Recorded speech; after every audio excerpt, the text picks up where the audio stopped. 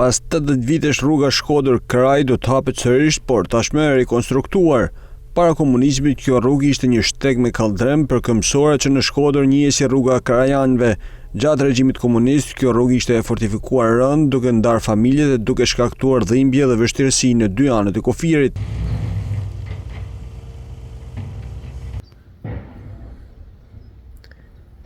Ashtu siç u bë ditër edhe një ditë më parë nga zëvendës kryeministri Albana Kuqiu, pikërisht në kufirin ndarës mes Shqipërisë dhe Malit të Zi do të ngrihet edhe një pikë kufitare one stop, e cila do të jetë e përbashkët për të marrë shërbimet policore e doganore. Këtu është dhe zona ku do ndërtohet pika doganore përbashkët mes Shqipërisë dhe Malit të Zi, ku pas 10 vitesh ndalim kjo rrugë tashmë do të hapet, duke lidhur në këtë mënyrë dhe dy trojet shqiptare.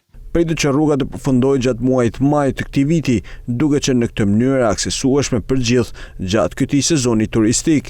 Aktualisht po punohet për vendosjen e bordurave ancore të rrugës dhe shtrimin e rrjetit elektrik në segmentin nga Shiroka deri në Zogaj, ndërsa investimi është pjesë e rikualifikimit të bregut perëndimor të liçenit të Shkodrës.